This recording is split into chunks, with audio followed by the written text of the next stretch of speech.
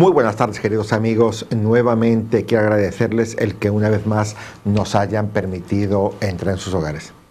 Esta tarde tenemos como invitados del programa a José Munuera. José Munuera, buenas tardes también. Bienvenido. Mi nombre es José y soy totanero. Sí. Y llevo pues toda mi vida pues trabajando y aquí en Totana. Fabuloso. Álvaro Bañón, buenas tardes, bienvenido. Buenas tardes, buenas noches para los que ven el programa, a todos y a todos, como dice don Antonio García Trevijano. Encantado de estar aquí con vosotros. Germán Beteta, buenas tardes, bienvenido. Muy buenas. Vamos a conversar sobre, a lo largo del programa, de lo que es la República y de Antonio Trevijano, que de alguna manera es un representante fehaciente de ese ideario de modelo político, ¿no? Pero me gustaría comenzar la entrevista con la reunión con ustedes haciéndole una pregunta sobre eso. Vamos a ver, un modelo de república tenemos en Francia, tenemos en Estados Unidos, tenemos en Venezuela, tenemos en Corea del Norte. Realmente es el mejor ejemplo que tenemos para luchar por un modelo político, viendo lo que estamos viendo tanto en Francia, Estados Unidos, en Venezuela, en Corea del Norte, hasta incluso la República Popular de China.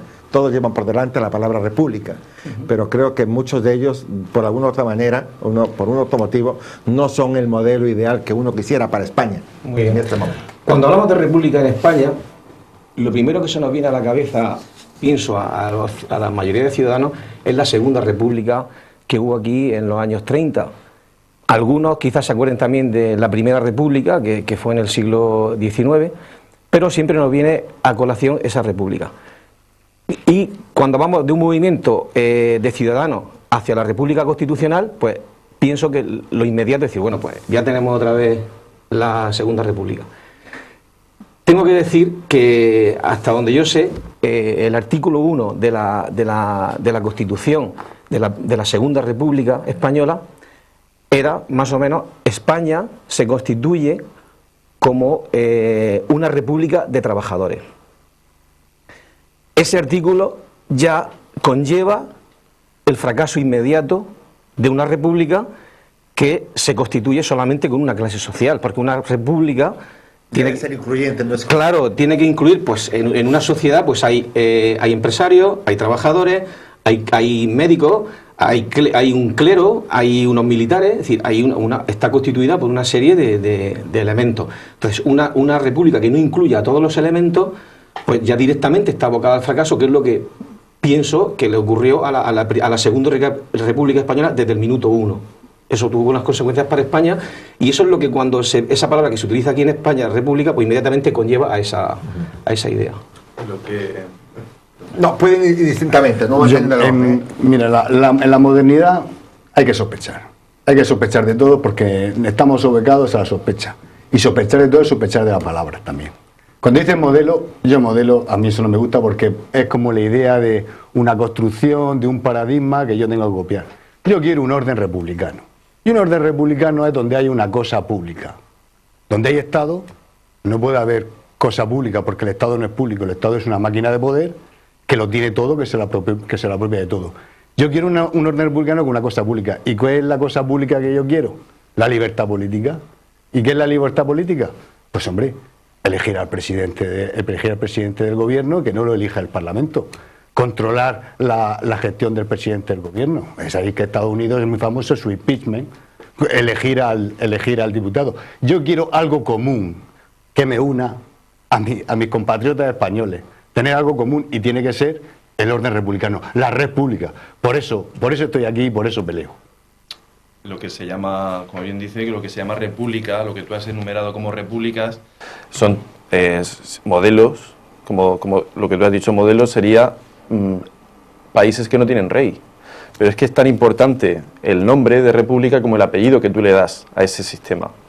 No es lo mismo una república parlamentaria, en el que el Parlamento elige al presidente, que una república de partidos, en los que los partidos políticos son los que tienen el poder, a una república llamada socialista, en el que un único partido tiene también el poder político, y a una república constitucional, que es lo que nosotros estamos proponiendo, en el que se basa en las que se basan las dos ideas principales, han de ser que exista la representación del ciudadano, que no existe ahora mismo en España, y la separación entre los poderes, entre los tres poderes, ejecutivo, legislativo y judicial, incidiendo mucho en algo que no se incide cuando se habla de separación de poderes, y es en la separación entre el poder ejecutivo y el poder legislativo. Para nosotros es crucial para que el poder se controle mutuamente.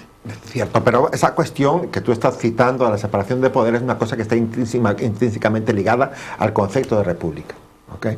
Pero ¿por qué esa cuestión no se aplica? Porque vamos a ver, ustedes vienen aquí a proponer un modelo de república, la república constitucional, pero cuando uno ve por el mundo los otros tipos de repúblicas, quizás en un principio no comenzaron con esa idea que proponen ustedes, y al final no funciona como tiene que funcionar. En realidad vamos a frenar una tendencia histórica de concentración de poder, porque la república constitucional luego existirá el orden de la república constitucional con hábitos, con conductas virtuosos basadas en la libertad política.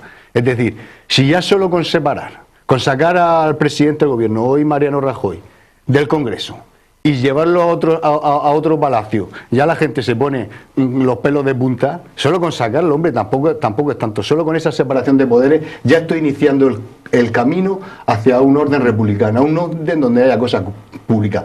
Porque si hay un poder absoluto que tenga los tres poderes, ese poder va a destruir a la nación, va a destruir al pueblo, va a destruir las pequeñas comunidades, va a destruir las organizaciones y va a destruir a la familia. Porque es que no deja títere con cabeza, que es lo que pasa ahora. Porque ¿quién es el contrapoder al poder? Pues no tiene contrapoder, marcha solo y arrasa pues como una retroexcavadora. A ver, en el fondo lo que se pretende, una república o lo que se pretende es que el ciudadano tenga una libertad. Entonces, con respecto a la pregunta que nos haces, por ejemplo, en Estados Unidos, los ciudadanos estadounidenses conquistaron su libertad derrotando a los ingleses y se dotaron de una constitución que hasta hoy pervive. Es decir, la misma constitución que se dotaron cuando consiguieron su libertad pervive hoy. ¿Cuál es el objetivo? Pienso, el objetivo siempre es la libertad, es decir, no podemos olvidarnos de ese objetivo. ¿Qué ocurre?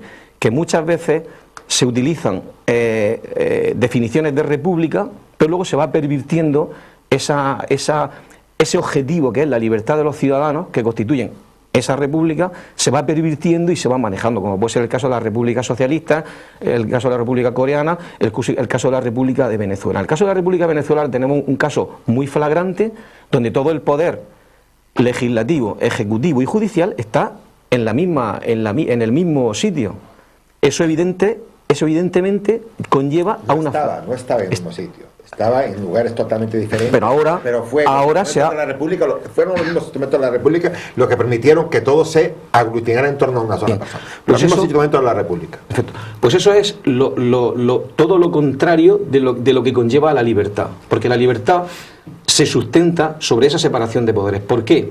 Porque esa separación de poderes hace que la lucha entre los poderes impida que cualquiera de ellos sea, digamos, prevalente sobre los demás. Porque al final siempre todos somos humanos en Venezuela, en Estados Unidos, en España y en todos sitios. Y siempre pues, puede haber un afán de riqueza, puede haber una serie de intereses privados. Pero si hay poderes que contrarrestan los intereses de otros poderes, pues esa lucha de poder es la que puede conducir a que haya una Pero les pregunto a los tres, ese modelo que tú planteas, José, y es ideal, sin lugar a dudas, no surge de la participación de los ciudadanos, independientemente del modelo que se elija políticamente. No son los ciudadanos los que determinan cuándo tienen que luchar porque la separación de poderes se establezca. El ciudadano. El ciudadano debería. Entonces pero... no es una falla, independientemente de que le pongas la república o no república, si el ciudadano mantiene una apatía sobre eso, no caeremos siempre, porque la tendencia humana es aglutinar el poder. Histórica, humana y natural. Exactamente. Entonces, esa pregunta que hace es la que es el motivo por el cual yo estoy hoy aquí. Yo estoy aquí hoy, yo tengo 54 años y durante mi vida, como la mayoría de totaneros, murcianos y españoles, pues te dedicas pues, a estudiar, a trabajar, te dedicas a tus cosas, ¿no? Y la política, pues la sientes como algo que bueno, que está ahí, pero tampoco le prestan mucha atención. Va a votar el día que dicen que hay que ir a votar y tal. Pero claro, llega un momento en que te das cuenta de que de alguna manera la libertad que supuestamente tienes cuando vas a votar no es real. ¿Por qué? Pues porque esto es como los equipos de fútbol. Es decir, aquí va a jugar el Madrid contra el Barcelona. Entonces llega un entrenador y hace una lista de 11 jugadores que son los que van a jugar. Y otro entrenador va y hace otra lista. Entonces van a jugar el Madrid contra el Barcelona. Entonces yo voto al Madrid y otro vota al Barcelona. Le da igual quién esté en esa lista, qué haga, cómo juegue, que metan, que le... da igual. Sí, sí. Pero yo soy de ese equipo y quiero que gane ese equipo. Entonces, yo estoy aquí porque al final me he dado cuenta, como pienso que muchos ciudadanos que me pueden estar viendo en este momento, de que ese equipo no está luchando por mis intereses. O sea, resulta que yo le he votado para que defienda mis intereses, pero me voy dando cuenta con el tiempo, conforme voy haciendo mayor, de que realmente no defiende los míos, sino que defiende los suyos. Y más que los suyos, incluso los del que le ha puesto ahí.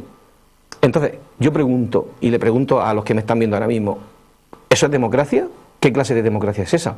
Para mí, democracia es, en primer lugar, una cosa que es, a ver cómo suena, es el imperio de la mayoría. Es decir, la democracia se sustenta sobre mayoría. Consenso, acuerdo, eso lo estamos viendo en la prensa todos los días. Pues eso es lo contrario de la democracia. Democracia es mayoría. Ese es el primer punto. El segundo punto para que exista una democracia es que haya una representatividad. Es decir, yo le doy un poder a alguien que me representa para defender mis intereses y los de mis conciudadanos. Si no defiende mis intereses y los de mis conciudadanos, no me representa. Pero no como decían estos del 15M, no nos representan. ¿Y qué pasa? Que ahora sí que les representan. O sea, ya se han metido en el sistema y ahora sí que les representan. ¿Vale? Entonces, ese es el motivo de que yo estoy aquí hoy. Porque pienso que o los ciudadanos normales, sean trabajadores, empresarios, sean curas, sean médicos, sean militares, lo que sean, se movilizan de alguna forma y se hacen partícipes de la política que tenemos, o eso pasa, o al final los que nos están llevando el carro nos lo llevan a un precipicio. Entonces, es necesario que los ciudadanos se vayan implicando con su idea, ¿vale? ¿Qué ocurre? Este movimiento es un movimiento abierto en el sentido de que aquí tienen cabida derecha, izquierda, es decir, cualquier cosa que hoy llamamos ideología tiene cabida, porque realmente el objetivo de este movimiento es establecer unas reglas del juego, una base sobre la que se sustente una normalidad política y realmente democrática, no lo que tenemos hoy, que es el origen de lo que tenemos hoy. No nos engañemos, es decir, el origen de lo que tenemos hoy es Franco, es decir, de Franco arranca lo que tenemos hoy con una ley de sucesión, con un sucesor al trono, en el cual, pero voy a ser sincero, yo hasta hace muy poquito, yo decía, vamos a ver, ¿para qué nos vamos a calentar la cabeza? Vamos, la bandera de España es la que es, ya está, es la que es. El himno de España es el que es, y el rey, pues es el que es, ¿vale? Oye, vamos a luchar por lo que tenemos a nuestro alcance, vamos a mejorar el país, resolviendo los problemas. ¿Cuándo se cometió el crimen que dice él? Porque dice Pepe, acaba de decir, hay aquí, el origen está en Franco, pero yo voy por la calle y le digo, oye, que soy neofranquista, que mi vida ha sido el neofranquismo, y dicen, ¿pero qué dices? ¿Cómo neofranquismo? ¿Dónde se cometió el delito? ¿Dónde se pasa la dictadura de un partido único a la dictadura de varios partidos? En la transición. Y el crimen de la transición, siendo grave, es mucho peor las consecuencias que hay ahora. La inmoralidad absoluta que hay en todos los hábitos, en todos los hábitos de la sociedad, donde se ve que cualquier mamarracho preside un partido político. Y claro. Pero te pregunto una cosa, Álvaro, ¿por qué un mamarracho, como tú citas, preside un partido político? Porque hay gente que lo vota. Entonces no. Él no es el culpable, el culpable es quien lo vota. No, pero Germán dice que no, sí, tampoco. Hombre. Sí, mira, es que lo que has dicho has dado a entender que las repúblicas nacen, o los sistemas nacen con bondad y se van degenerando. Y es que no es así. Porque, por ejemplo, el sistema español ya nace degenerado de por sí. ¿Por qué? Porque el sistema que nosotros tenemos aquí está fabricado por un poder constituido. Yo tengo el poder, te voy a poner un símil. Imagínate que Álvaro y yo tenemos el poder político en el país. Entonces lo que hacemos es, nosotros tenemos el poder político, queremos mantenerlo. ¿Cómo?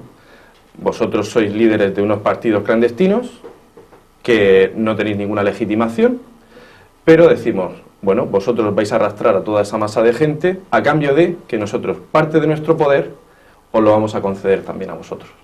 Vosotros entréis en el juego, pero al final el poder político nunca saldrá de esta mesa. ¿Pero por qué sucede eso, Álvaro? Perdón, Germán, ¿no crees tú que eso sucede simplemente porque el compromiso de uno como ciudadano democráticamente está en cumplir cada 4 años? No más. O sea, mi compromiso, yo ya voté, yo ya cumplí. Y el seguimiento porque a los políticos... No es lo mismo ganarte las algarrobas que te las tiren. En la transición no es un periodo homogéneo, tiene 2 partes.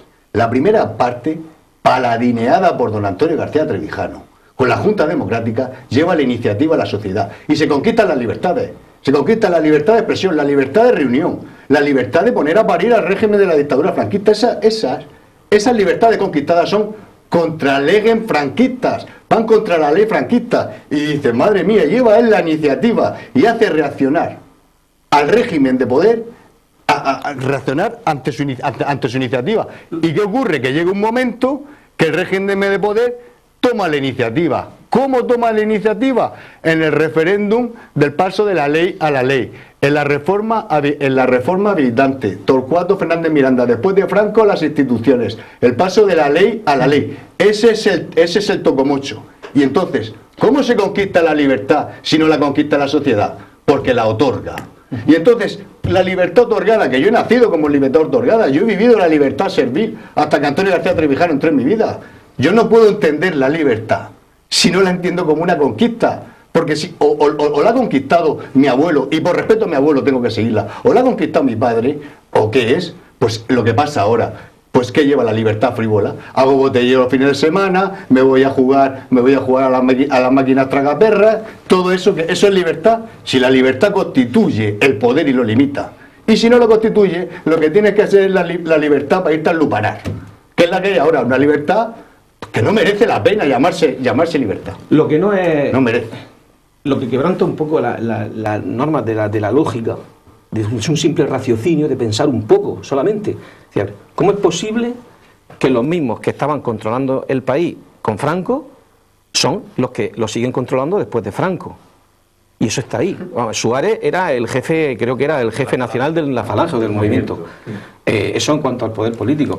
Fraga, pues no te cuento, pues fue ministro de Información y Turismo, se permitió el lujo de meter a don Antonio García Trevijano en la cárcel durante 3 meses por el mero hecho de que era una de las personas que constituyó la Junta de Morales, la Plata Junta. Entonces, esa gente es la que luego va y funda el partido de centro, que claro, yo quisiera saber lo que es un partido de centro, porque que un gobierno gobierne desde el centro, lo veo lógico y razonable, pero que un partido sea de centro, también lo encuentro una cosa que dices tú, bueno, ¿de qué me está hablando este, no? Entonces, bueno, tengo entendido siempre que el centro es el equilibrio. Claro, pero el equilibrio del que gobierna, el equilibrio el que gobierna tiene que gobernar en equilibrio, pero no es, desde mi punto de vista, no es lógico que un partido se proclame de centro. Pero bueno, es un criterio mío que a lo mejor puede ser discutible, pero en cualquier caso, lo que sí que me parece que no es discutible es que alguien desde dentro vaya a cambiar algo sin tenerlo controlado. Porque esas personas son las que redactan la Constitución que tenemos ahora mismo. El poder constituido redacta una Constitución y esa Constitución se la presentan a los españoles para que la voten en referéndum. Perdona, el Roca, este que ha defendido a la princesa, sí. El que ha defendido a la princesa, ese es uno de los que redactó la Constitución. Padre de la Constitución. Vale, ese es uno de los padres de la Constitución. Sí, y ahora le llaman padres de la patria también. Claro. Entonces, ¿cómo el poder constituido que redacta una Constitución y que luego se atreven a decir la Constitución que los españoles nos hemos dado? ¿Cómo nos vamos a dar los españoles si no hubo libertad en ese momento para elegir unas Cortes Constituyentes que redactasen una Constitución? Si el poder constituido redacta una Constitución, siempre va a ser a su favor.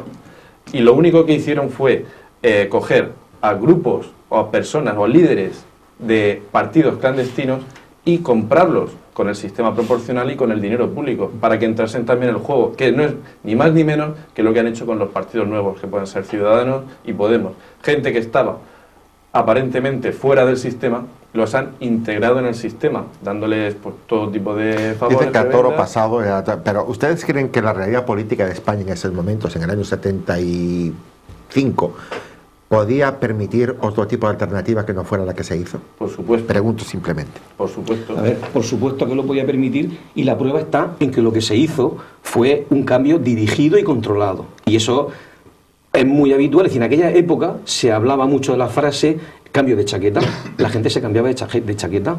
Yo conozco gente que unos años antes la he visto con la camisa azul de la Falange y cuando llegó la democracia pues ya eran antifranco.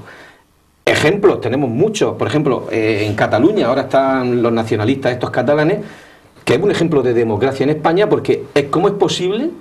En Cataluña son 5.450.000 personas que tienen derecho a voto.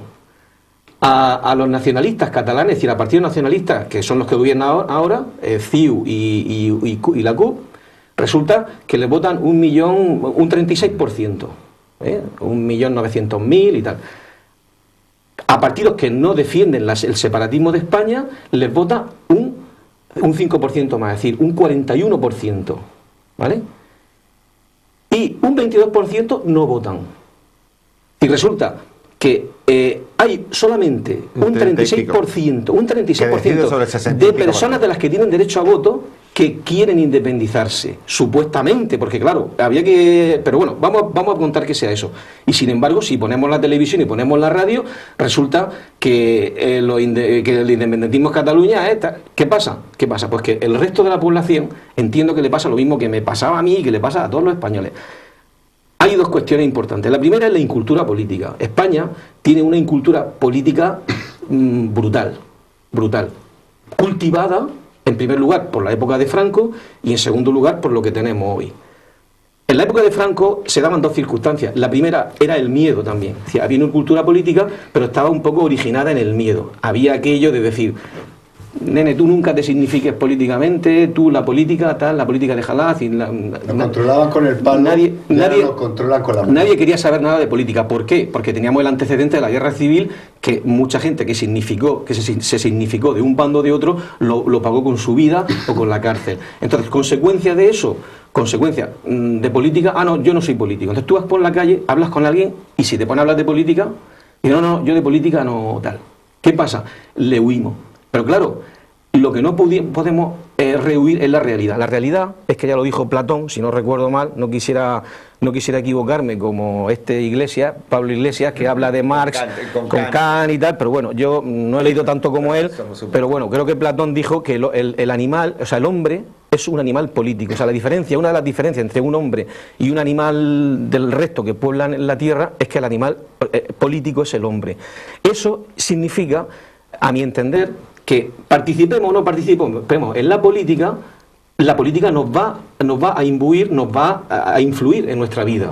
Entonces, tenemos la obligación de preocuparnos por la política, de informarnos y esto. Y la obligación, pienso que no se limita a cada 4 años ir a echar una papeleta, que es un poder, o sea, un cheque en blanco que le damos a alguien para que luego llegue a acuerdos, haga consenso y al final decida algo que no tiene nada que ver con mis intereses, ni defienda mis intereses.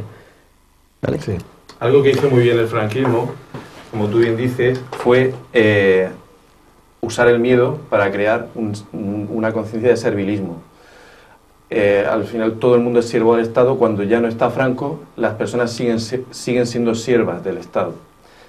Con esto quiero decir lo siguiente, y creo que me vas a entender. Cuando Pepe dice que habla con alguien y no quiere hablar de política, la gente sí habla de política, pero ¿en qué términos habla de política? En términos de yo acepto lo que el Estado me propone. Pero no lo ves, Germán, en ese aspecto como un sentimiento de comodidad, que otros decidan por mí, porque lo que comentaba antes José, yo no sé si es cuando dice que tenemos una mentalidad franquista todavía. Sí, es un sentimiento pero de han pasado miedo. 50 años. Pero bueno. Hoy hay gente que ¿por qué sigue pensando así? Porque de repente resulta más cómodo. Son siervos en el aspecto de que yo te hablo de política, pero según las directrices que me dicen, que me dan desde arriba. Yo puedo decir que soy del PSOE o yo puedo decir que soy del PP, pero no te atrevas a decir que todos los partidos no representan al ciudadano, o que ningún partido representa al ciudadano. Respecto a la pregunta que has hecho, es que quería apuntar que por qué si no pudo ser posible otra forma de hacer la transición, y es precisamente Antonio García Trevijano cuando él estaba en la Plata Junta, él era el contacto que tenía la Plata Junta con los militares de alta graduación, militares que tenían un poder bastante fuerte dentro de lo que era el sistema franquista. Y entonces, ahí en las reuniones cuenta él que se exponían las cosas muy claramente, y entonces él les preguntaba, dice, bueno, ¿qué haría falta que se hiciera para que los militares os rebelaseis o intentaseis a poner un orden militar? Y la contestación de la respuesta de los militares era bastante clara, pues que hubiera quema de conventos, asalto de trenes, o sea, violencia generalizada, pero el estamento militar no iba a hacer nada porque hubiese un proceso de libertad constituyente, porque una sociedad o un pueblo que logra conseguir la libertad constituyente, es que no hay poder que se atreva contra eso. Es que no, es que la pregunta que me has hecho, no. Cuando dices, es colarme un golpe, porque dice, ¿no crees que la transición se pudo hacer de otra manera? Preguntaba simplemente. Ay, ya lo sé, yo que era inocente. Pero hay una frase del rey Juan Carlos que dice, y sabía que tenía que homologar a España con la democracia europea, pero no sabía cómo.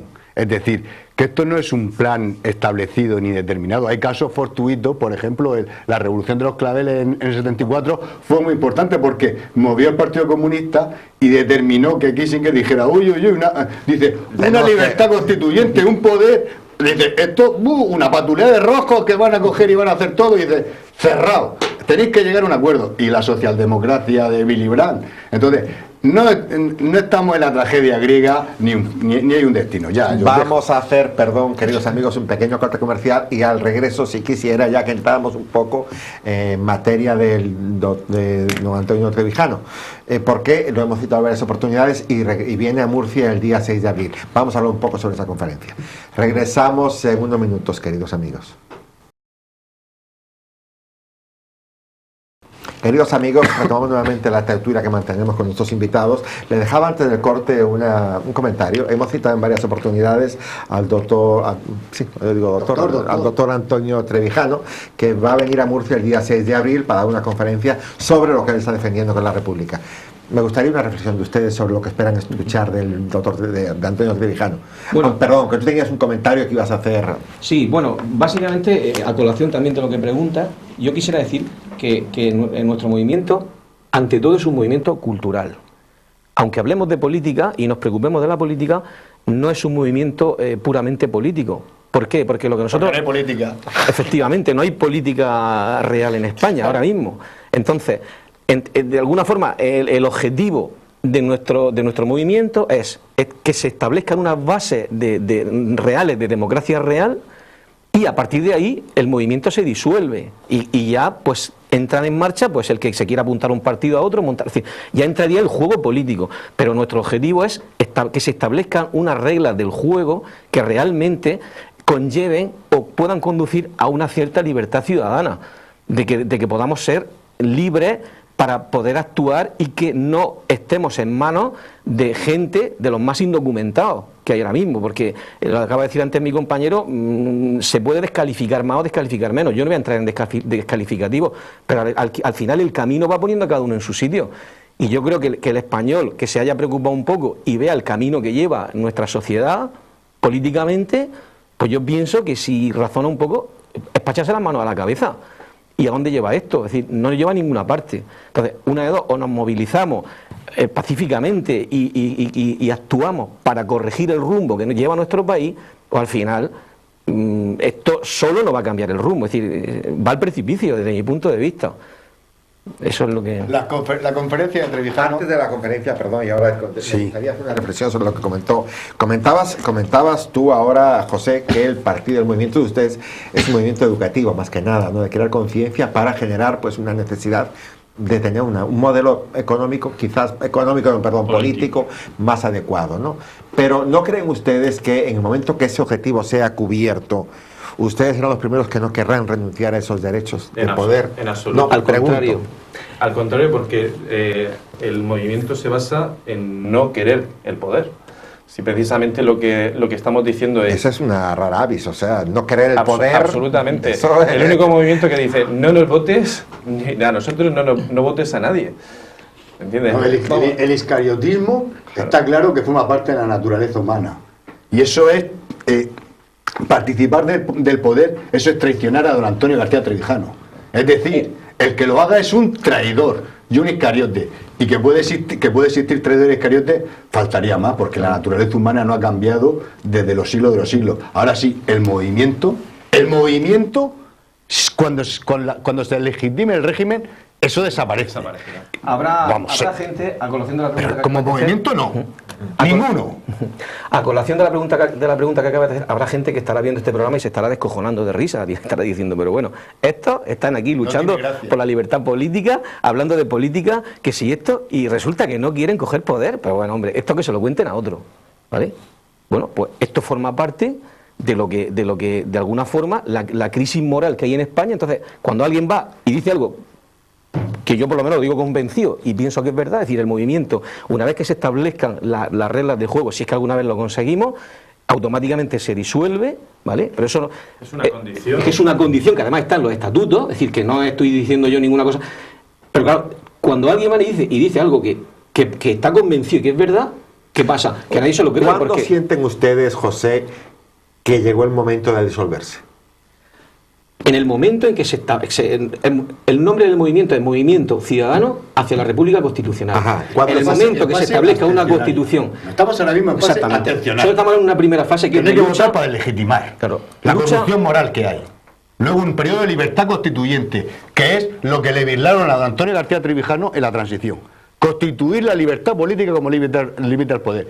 Y después la república, y después, claro, el corte constituyente, una república constitucional. Ustedes aplican eso y cuando llega un momento determinado, ustedes sabrán cuándo es, se desplazan, se van, no quieren el poder. ¿Y no sienten ustedes que en ese momento nuevamente ese espacio político, ese espacio ideológico será ocupado por alguien que detracta lo que ustedes piensan? Sí, pero habrá una diferencia. Habrá una diferencia importante. Pregunto, Sí, a ver, nosotros hay cosas que tampoco, uno no es futurólogo, pero habrá una diferencia entre el antes y el después. Y la principal diferencia, desde mi punto de vista, es que si conseguimos que haya una cultura política en una masa importante de la población, que no es necesario que sea el 100%. De hecho, antes he puesto el ejemplo de la democracia que hay en España y he puesto el ejemplo de Cataluña y resulta que solamente en Cataluña, con los números en la mano, si 400.000 personas más, la abstención está en 1.200.000, 1.199.000. Si en Cataluña la abstención subiera a 400.000 personas, de forma activa o de forma pasiva, con conocimiento, deslegitimarían lo que saliera, porque sería la fuerza más votada. Simplemente que 400.000 personas en Cataluña que no estuvieran de acuerdo con la separación o que no estuvieran de acuerdo con la política que se están haciendo allí, simplemente que no fueran a votar. Cada individuo. Entonces no nos damos cuenta de la fuerza que tenemos como individuo, cada persona. Cada persona tiene una fuerza que este Estado se ha encargado de diluir y que no nos la creemos ni nosotros. Es decir, yo la fuerza que yo tengo no votando es inimaginable. Y la prueba es muy fácil de demostrar y la vais a entender todo lo que me estoy viendo en este momento. ¿Qué es lo que dicen todos los partidos el día antes de las elecciones? El día antes, el día ese de reflexión, todos dicen lo mismo. De izquierda, de derecha, de centro, todos dicen lo mismo. Nuestro enemigo es la abstención. Efectivamente, lo dicen de otra manera. Ellos dicen que todo el mundo vaya a votar mañana. Es el día de la fiesta de la democracia. Que eso te lo dice Pablo Iglesias, te lo dice Felipe González, te lo dice Toquisque. ¿Por qué? ¿Por qué te dicen eso? Yo me he parado a pensar eso y digo, bueno, ¿esto por qué? Y al final he llegado a una conclusión muy sencilla. Porque yendo a votar, independientemente de lo que vote, yo le estoy legitimando. Si yo estoy de acuerdo con eso, y luego tú haz lo que quieras, haces los acuerdos que quieras, los consensos que quieras, pero ya el hecho de ir a votar demuestra eso. Conclusión, pues ya desde hace algún tiempo, pues no voy a votar.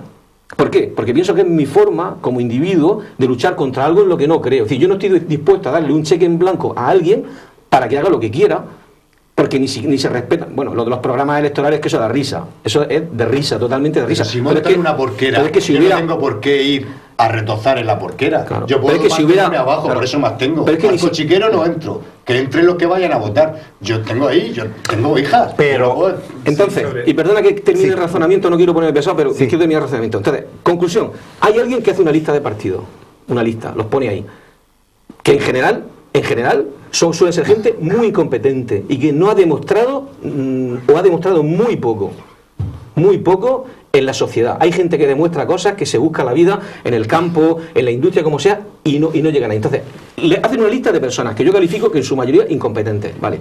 Entonces, esa lista, yo voy y la voto. Entonces, esa lista gana ese partido, pero claro, como no saca la mayoría, pues entonces resulta que hay otro que se ponen de acuerdo, entonces llegan al consenso. ¿Qué es el consenso? O sea, el consenso no tiene nada que ver con lo que yo he votado. ¿Qué es el consenso? Es repartirse la tarta. La repartija. Entonces, y a eso le llamamos democracia. Sobre lo que tú decías, obviamente no podemos ser ingenuos. Hay personas que aspiran a tener el poder político. Claro que sí. Habrá, en el momento que tengamos una república constitucional, habrá personas que quieran ocupar ese poder político, y es legítimo que exista, porque siempre ha sido así. Pero el que quiera ser presidente tendrá que presentarse a unas elecciones para que la gente lo vote. El que quiera ser diputado tendrá que presentarse con su cara, nombre y apellidos en su distrito para que esa gente también lo tenga que votar. Es totalmente y radicalmente diferente. ¿Que habrá gente que quiera el poder político y ocuparlo? Pues sí, pero ya tendrá que ser con unas reglas de juego que le hayas impuesto, que hayamos impuesto entre todos, y en el que estas personas el poder esté controlado. Primero, el representante esté controlado por los ciudadanos de su distrito y el presidente esté controlado también por los representantes. Pero para entender eso, Germán, Álvaro, José, se requiere un ciudadano un poco experto, ¿no? O sea, lo que llamaríamos cultura política, ¿no? La cultura política, al igual que la formación de padres, es una cosa que no se aprende solamente con el caminar, ¿no? ¿Cómo puede un ciudadano leer entre líneas el mensaje que le quiere dar un vendedor de humos y un político que realmente quiere hacer algo por la comunidad? ¿Cómo puede leer? Porque los mensajes, tú te vas a la propaganda a los días de las elecciones y ahí hay mensajes grandiosos. Ahí lo dices muy bien, porque no creo que sea una cuestión de que tú tengas que tener más cultura para entender esto, sino más bien al contrario, que tú tengas que vaciar tu cabeza de la propaganda que te han estado metiendo durante tantísimos años. Tú preguntas a cualquier persona que sepa más, menos o poco de política y le dices, ¿tú verías normal que el presidente del gobierno fuera elegido por los ciudadanos? Muy pocas personas te dirán que no. O sea, es lo habitual, lo normal. Tú cuando yo cuando estaba en la escuela en clase, el delegado, ¿cómo se elegía? Pues, Claro. ¿cómo se elige el presidente de tu comunidad de vecinos? ¿Cómo se debería elegir el jefe de Estado y el jefe del gobierno? Pues en una votación en la que se presente quien quiera y se pueda elegir. ¿Cómo puedes elegir un representante si nadie se presenta en unas elecciones a representante? Si a ti un partido político que está pagado por el Estado, que está metido en el Estado, ya te está diciendo la lista de unas personas que nadie conoce, porque tú te pones a leer la lista y tampoco sabes quiénes son. Si la tradición impolítica ha persistido desde la dictadura de Franco hasta la oligarquía de partidos, a lo mejor pues puedo unir una pista, a lo mejor un hecho nuevo que haya, que puedan ver que es igual pero distinto de la dictadura a la oligarquía de partidos, porque vemos que no se elige al jefe de Estado en Franco, no se elige ahora, no se elige al presidente, todo lo que ha dicho, pero hay una diferencia. Durante el franquismo se repartían los cargos, los puestos burocráticos entre las distintas familias, a la Falange, al Ejército, a la Acción Católica y a los Butey. ¿Y ahora quién se reparte la burocracia? Este partido, este otro partido, este otro partido. Es lo mismo, hay una continuidad total entre uno y otro, por lo que ha dicho Germán y por la forma de repartirse los puestos en el Estado. Hemos cambiado de las familias que habían en Franco a partidos estatales y se van viniendo los partidos y se van tomando su puesto en el Estado para chupar de bote. Y eso sucede en parte porque los ciudadanos no deciden a quién votar, no deciden a quién les va a representar, no deciden a quién le dan el poder para que lo represente. Es que no es una reflexión, es un hábito de conducta. Lo único que hacen los ciudadanos es una servidumbre colectiva de aceptar una lista que le ponen ahí. Es decir, yo acepto esa lista. Esa es la decisión que toma un ciudadano cuando vota. La aprobación, darle una aprobación a una lista. Pero esa lista no defiende sus intereses, defiende los intereses de quien sea, pero desde luego no de esa persona que le ha votado. Puede ser lista de cipayos, pueden ser lista de enemigos suyos. Bueno, la prueba la tiene en el País Vasco, van y te meten a un etarra ahí, en la lista, una persona que ha asesinado. Claro, el que vota esa lista, pues está votando un asesino. Posiblemente esté de acuerdo con que a lo mejor ese asesino va a defender sus intereses, mientras no tenga que matarle a él, porque claro, un asesino pues mata al que le toque, ¿no? Pero esa es una de las perversiones del sistema. Eso ha traído como consecuencia de que se pierde digamos, la honradez. Es decir, eso, por ejemplo, desde mi punto de vista, fue un precedente para que ahora haya en lista gente que está encausada, gente que ha estado en la cárcel, gente... Eso es inimaginable. En un país con una mínima cultura política es inimaginable que alguien que comete un delito o que hay la sospecha de que lo ha cometido, esa persona en un país decente, que podríamos llamar entre comillas, o países que tienen más trayectoria democrática que España, como Inglaterra, Noruega, Suecia, Dinamarca, dimiten. O sea, no hace falta que le hagan... Dimiten en 24 horas. Pero dimiten simplemente porque no se pueden enfrentar a una opinión pública que los va a criticar. Nosotros aquí simplemente tenemos un candidato, no va a decir quién, que está juzgado, está condenado por cualquier cosa, y cuando llega a un restaurante o a un local o a un sitio público, le hacemos la ola, todos nosotros. Claro. Le ponemos alfombra roja, somos corresponsables de esa sinvergüenzura. Entonces quizás de repente el danés no lo hace, por lo tanto el ministro danés o alemán o noruego dimite. Claro. Pero la explicación es que en España tener poder significa repartir poder. En época de Franco y en la época de democracia. El que tiene poder lo reparte. Entonces, claro, en el momento en que lo suelta es cuando está muerto. Entonces, no soltar el poder. Manuel, entonces, que Donoso Cortés decía que ¿quién puede ser santo en un mundo de demonios?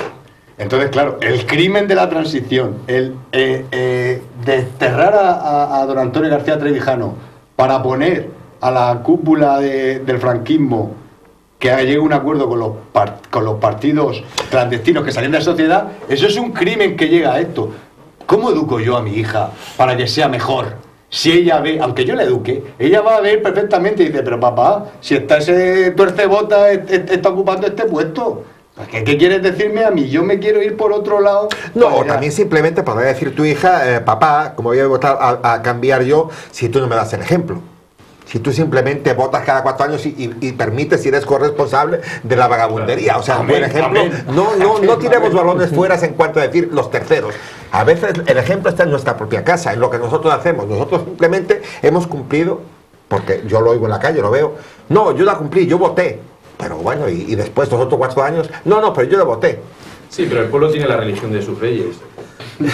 Claro. Entonces, esto es una pirámide. Si el número 1, el que está arriba del todo, es el peor ejemplo, y todos sabemos muy bien quién ha sido durante todos estos años, que ha sido el rey Juan Carlos, que ha sido el peor ejemplo posible, tanto a todos los niveles, a niveles de ser un traidor, a niveles de ser, bueno, un poco lo que hablamos antes, traidor a su nación, traidor a su padre, traidor al que le puso ahí, que fue Franco, y traidor a su familia y a su mujer.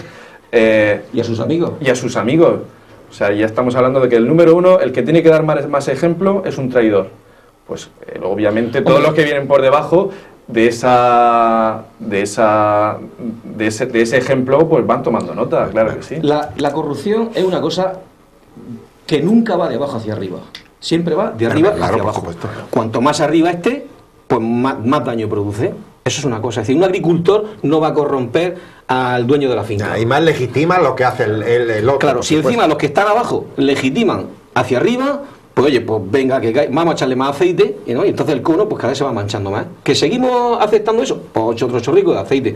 ¿Qué pasa? Que el aceite abajo no va a llegar nunca, se va a quedar siempre por arriba, pero que viene de arriba hacia abajo, eso es la ley de la gravedad. Eso no es que digamos eso, ¿no? Pero de todas formas, yo quisiera decir, lo primero que quiero decir es que, bueno, lo primero, he dicho un montón de cosas, pero quisiera decirte que tengo que agradecer mucho a vuestro medio de comunicación lo que estáis haciendo hoy, tenernos aquí a nosotros. Es nuestra obligación. Sí, pero el cuarto poder, que llaman la prensa, le llaman el cuarto poder, y eso es mentira. Es decir, la prensa no es el cuarto poder, la prensa es el contrapoder. La prensa es lo que expresa la opinión pública, no es lo que genera la opinión pública. Y en este país, la opinión pública la genera la empresa, o sea, la empresa, digamos, de medios de comunicación, los medios de comunicación. Y eso es otra muestra de corrupción, de que los medios de comunicación están en poder de quien le interesa que la gente siga siendo inculta políticamente. Y eso, desde mi punto de vista, es la mayor corrupción que hay. Porque que una persona sea corrupta es entendible. Es decir, siempre que no sean muchas, pues bueno, vale, es asumible. Que haya ladrones, que haya de todo. Pero que un ente como son los medios de comunicación, que se sustentan sobre la libertad de prensa, ¿Cuál es el objetivo de la libertad de prensa? El único objetivo de la libertad de prensa es informar libremente. Es informar. ¿Y para qué se informa? Se informa para que se conozca la verdad. ¿Por qué?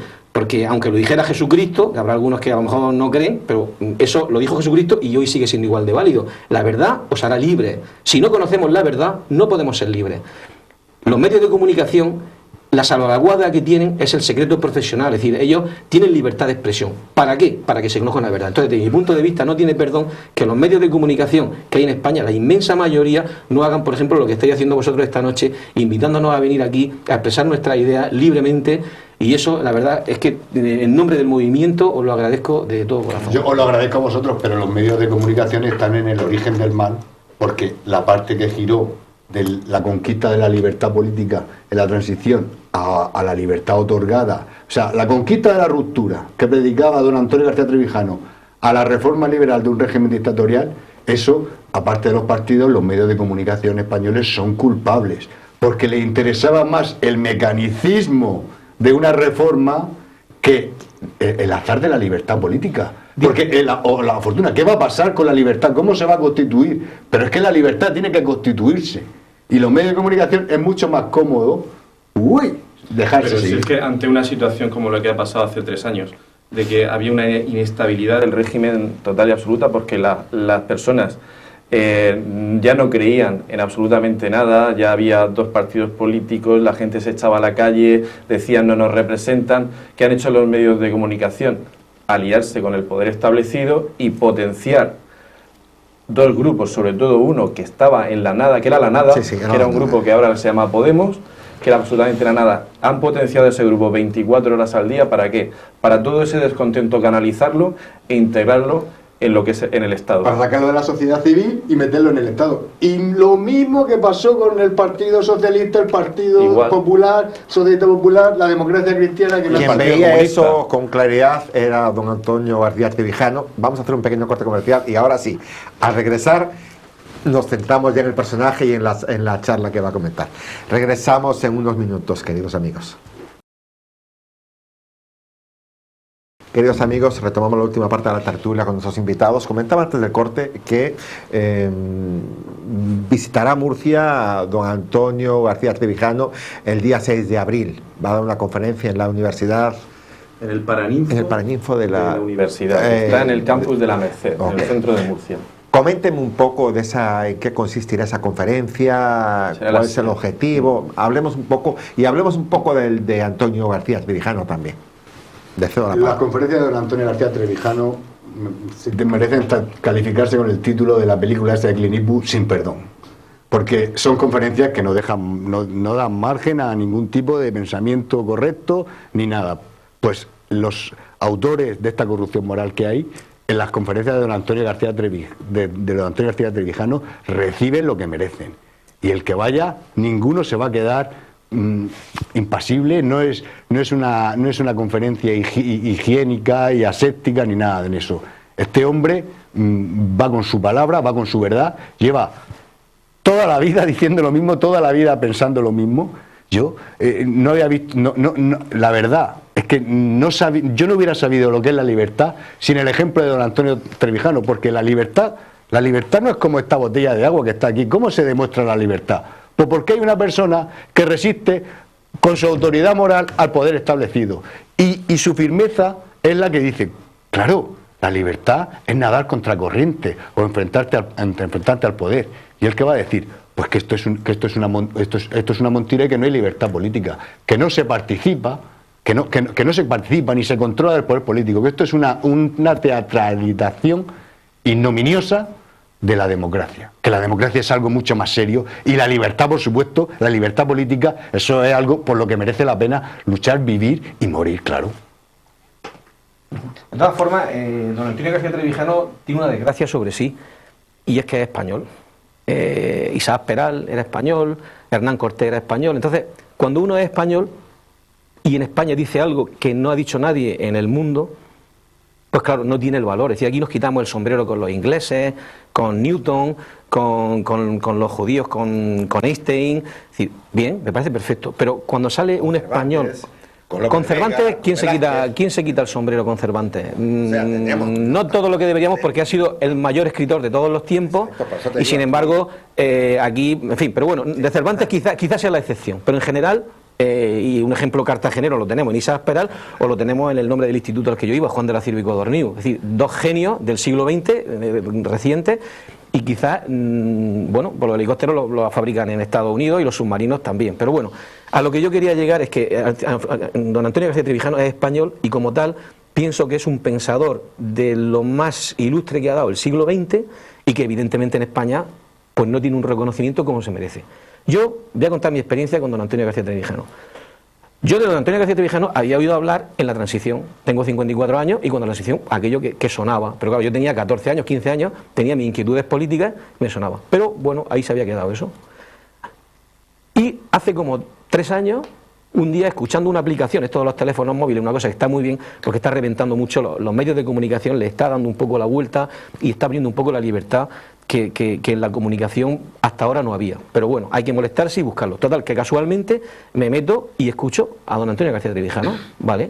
Pues lo voy escuchando, como yo he escuchado otras tertulias y otras cosas, y lo voy escuchando y digo, uy, digo, repetidamente y tal, digo, una persona que te analiza.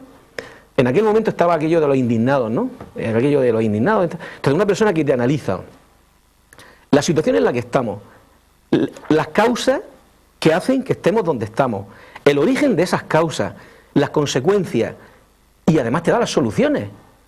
Y bueno, pero además eso está ahí por escrito, es decir, que no es que lo esté yo, no es que sea subjetivo mío, es mi apreciación. Hombre, eso te tiene que llegar, porque eso, una de dos, o uno es sordo o no quiere oír, pero si uno quiere escuchar, cuando una persona te analiza todo el proceso, incluso te da soluciones, cosas, pero soluciones reales, incluso te dice cómo puedes luchar para que el sistema cambie, ¿vale? Que es simplemente... Incluso esa persona es la que está liderando la acción para que eso sea así. Que además no tiene es que está en su despacho. Con 90 años. Que además Con tiene 90 89 años sí. y no tiene nada que ganar ni nada que perder. Porque en el mejor de los casos vamos a suponer que triunfara el movimiento y los españoles poco a poco se dieran cuenta de la situación y fuera cambiando el sistema. Por supuesto que él, aparte de que él no quiere, y él lo dice y está en los estatutos, pero es que él no va a tocar poder en su vida, porque tiene 89 años. Es decir, entonces es una persona que lucha así, lucha convencida, pero es que además otra cosa que me llamó la atención, coño, que esto lo decía hace 40 años, es decir, que tú ves recortes de periódico de los años 70 y dice lo mismo que decía hoy. Dice, bueno, pero esto es un genio. Es decir, yo, a lo mejor algunos que me estáis viendo diréis, bueno, pues claro, como está ahora de esto de las sectas y las cosas, y dice, bueno, pues estará obnubilado, ¿no? Pero yo, en el aspecto del pensamiento, lo mismo que en cuestiones de la física, hablamos de Newton, o en las cuestiones de la filosofía, hablamos de pensadores, o hablamos de Kant, o hablamos para mí, Trevijano es una eminencia mundial a nivel del pensamiento político. Y eso lo demuestra cada día. Y en la conferencia, los que tengáis ocasión de ir, la oportunidad de ir, vais a estar en un acontecimiento histórico, que va a ser histórico. Porque es un personaje histórico. ¿Por qué tomó Murcia y no tomó Cataluña, donde políticamente quizá de repente una reflexión de este tipo sea mucho más interesante que en Murcia? ¿Por qué tomó Murcia y no Cataluña? Bueno, pregunto. Lo que está haciendo Antonio García Trevijano es ahora mismo dar conferencias por diferentes lugares de España. diferentes lugares de España. Estuvo en Barcelona, de hecho, el año pasado. Sí, sí. Y una cosa que no sabéis, perdón que interrumpa, los medios de comunicación no se encargan de difundir esas cosas, es que le prohibieron dar una conferencia en Cataluña, en la plaza de la Generalitat, en vísperas de las supuestas elecciones, estas pseudo-referéndum o algo de eso. Se lo prohibieron, señores. Libertad de expresión en España, ¿dónde? ¿Para el que quiere decir la verdad? No. A don Antonio García Trevijano le prohibieron dar esa conferencia allí y tuvo que irse a un hotel y la dio en un hotel. Es decir, que es una persona que, como tú has dicho, considera que el nacionalismo es uno de los venenos que esta nación tiene, incluso más lejos. Es decir, es que incluso las autonomías, tal y como están concebidas, son un engaño que nos está costando muchísimo dinero, muchísimos impuestos y nos lleva al desastre. Porque eso, bueno, si hablamos de la autonomía, tenemos mucho más amplio aquí. Pero en definitiva, es peor que las consecuencias. El que hace para todo El que lo hacía no sabía las consecuencias que podía acarrear, que es la total desintegración de España, que no haya república ninguna, porque cada uno va por su lado, por su pelea, a comerse su pellejo. Claro. Eso fue un reparto del poder, de decir, bueno, si nosotros tenemos autonomía, pues podré colocar mejor a mis amigos del partido en cargos públicos. No, hombre, a ver, hay unos logros importantes que no podemos desdeñar, que han conseguido la autonomía, y lo que es verdad no podemos negarlo. Es decir, por ejemplo, Andalucía, Andalucía era una región retrasada, bueno, y ahora tenemos, pues lo eres, es decir, hay una cantidad, hay de dinero que no sabe nadie, es decir, una corrupción tal. Cataluña era la región más hegemónica de España en los años 70. Yo tengo amigos que se iban a estudiar allí, y lo mismo que los tengo yo, una bandera de cultura. Y era una bandera de cultura a nivel europeo, y era una punta de lanza de España. ¿Qué es hoy? Hoy es familia Puyol, capo de Cardinales o algo de eso, no sé, al igual le cambian el nombre, pero es un foco de corrupción, una corrupción sustentada sobre el nacionalismo. Entonces, esas son las consecuencias de la y aparte... Del café para todos. Pero la corrupción, José, Álvaro, Germán, no es una cosa que esté íntimamente ligada a un poder que no sea, a un modelo que no sea republicano, porque nos vamos a Francia, pasa lo mismo, nos vamos a Estados Unidos, pasa lo mismo, nos vamos a Venezuela, ni te cuento, nos vamos a... Entonces, bueno, yo como español... hablamos de las autonomías y de la corrupción, bien, y pensando de repente que los modelos republicanos cambiaría eso. No, eso cambiará cuando la ciudadanía cambie. Esto es muy sencillo. Yo como español me tengo que preocupar de los problemas de España, aunque me afecte, digamos, todos, pero me tengo que preocupar de los que puedo solucionar, los que no, vale. Entonces, ¿qué pasa? Que si tú un sistema, me preguntan la corrupción, si tú un sistema ya lo desarrollas de una forma corrupta, que es la partidocracia que tenemos, evidentemente las consecuencias son las que tenemos. Si tú desarrollas un sistema sobre una base moral y si una base de lealtad y una base de, digamos, de honradez, evidentemente siempre habrá ladrones y siempre habrá corruptos, evidentemente. Pero tú el sistema, cuando construimos una casa, ¿qué hacemos? Los cimientos son fundamentales. Y luego la casa, pues sí, saldrá más derecha, más derecha, pero aquello no se cae. Ahora, si tú haces una casa que no tiene cimientos o los cimientos son de barro, que es lo que pasa con el sistema que hay aquí en España ahora mismo, evidentemente la casa se tambalea y al final incluso pues se vuelca. Sí, es que lo ha dicho bien, que las consecuencias son siempre peores de lo que se piensan. Cuando tú no puedes elegir a un presidente del gobierno, sino que, por ejemplo, caso de Felipe González y José María Aznar, como no hay elección directa del presidente del gobierno, ellos lo que tienen que hacer, apoyarse en una facción del Estado que es el Partido Convergencia y Unión. ¿A cambio de qué? A cambio de que tú puedas hacer y deshacer en tu feudo todo lo que quieras, a cambio de la corrupción gratis. Si pudiéramos elegir el presidente del gobierno, pues eso ya no pasaría. Si tú eres un diputado de distrito que te han elegido tus electores y mi compañero, el que está sentado a mi lado, aunque sea de mi partido, también es un diputado de distrito y de los dos dependemos de los electores, si yo me entero de que mi compañero es un corrupto, yo voy a ser el primero en denunciarlo. ¿Para qué? Para que mis electores no piensen que yo estoy metido también en el ajo con él. Pues si es que esto se ve cuando hicieron el famoso impeachment a Nixon, que los propios senadores republicanos eran los más duros a la hora de hacer las preguntas al gobierno. ¿Por qué? Y cuando le decían, oye, ¿por qué usted era tan duro con el gobierno al ser republicano? Decía, yo lo que quería es que mis electores nunca no pensaran que yo estaba metido también en los asuntos del gobierno. Al final, cuando hay un contrapoder, lo que hace es que los poderes se vigilan entre sí para que el ciudadano pueda dormir tranquilo. Si tú sales a la calle hoy, Germán, o invitados míos, en este momento, y le preguntan a la gente, a un alto porcentaje, si ellos han votado al presidente, mucha gente te diría que sí. Sienten que ellos han votado a la persona. ¿Es una falta de cultura política? Sí, Ajá, claramente. Claramente es una falta de cultura política, es que no tiene otra... Tú has dicho antes una cosa que es que hay que cambiar al hombre, y yo con eso no comulgo.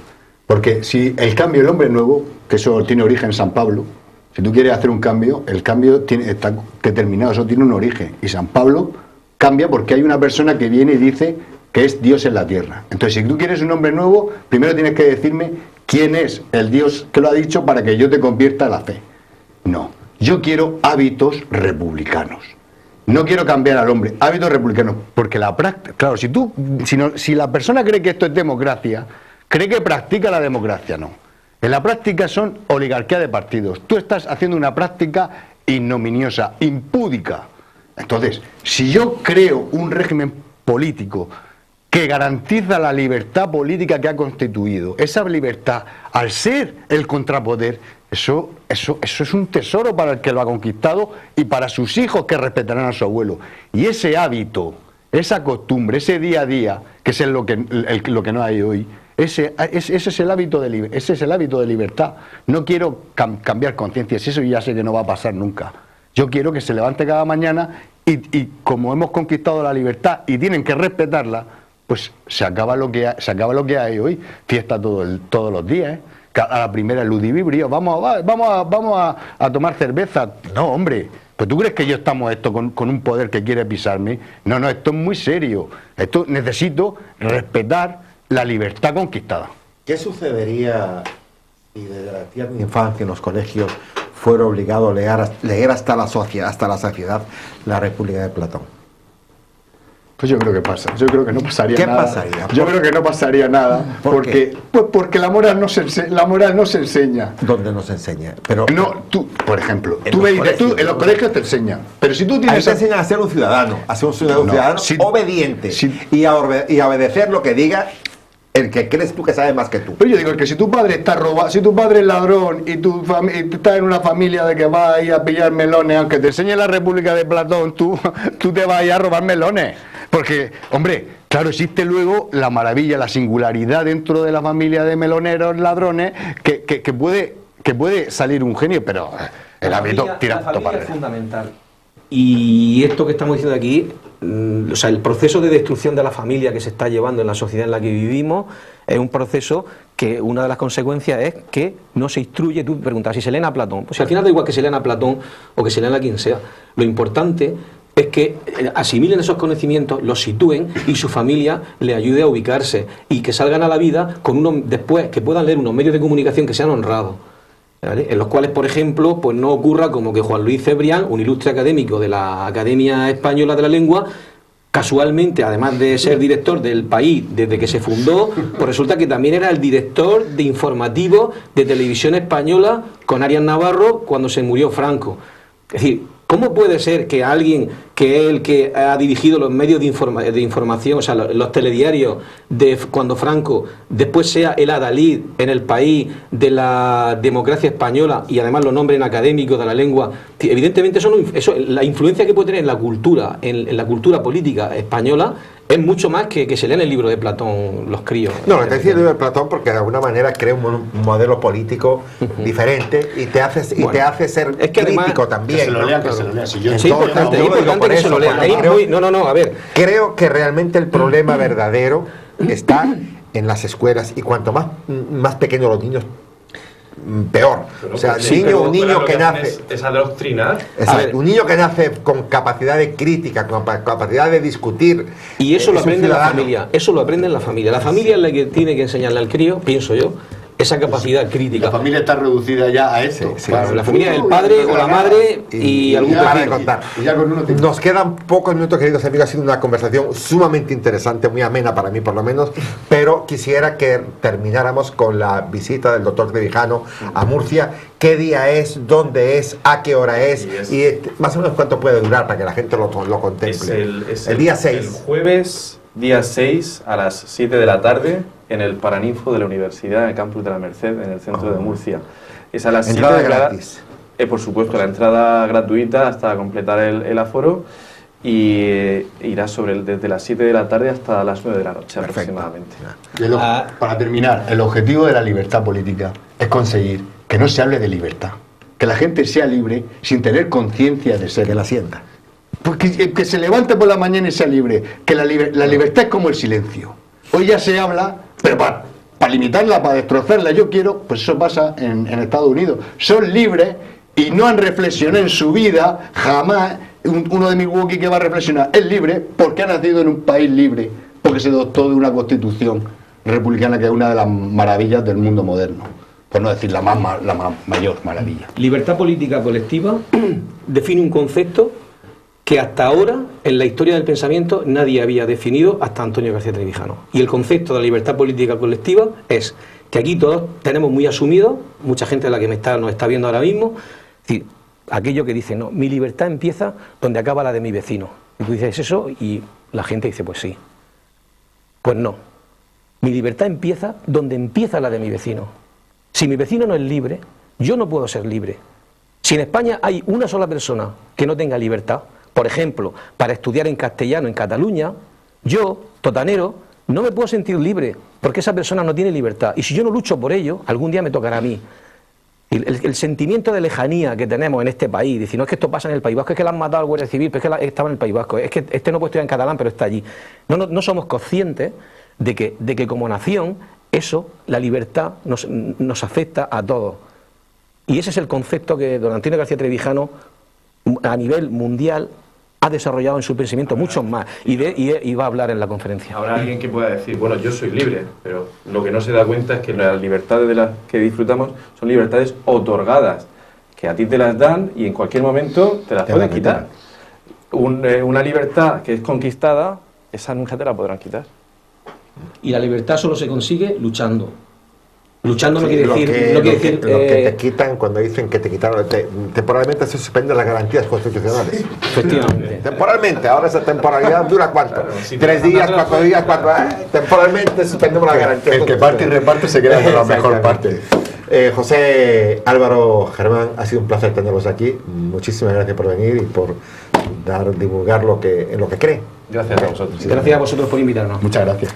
Y a ustedes, queridos amigos, espero que hayan disfrutado con lo comentado por nuestros invitados y les recuerdo y los invito a que asistan el día 6 de abril a la Universidad de la Merced en Murcia a escuchar al doctor Antonio García Trevijano. De seguro que, independientemente que estén de acuerdo o no con lo que diga, no los dejaré indiferentes.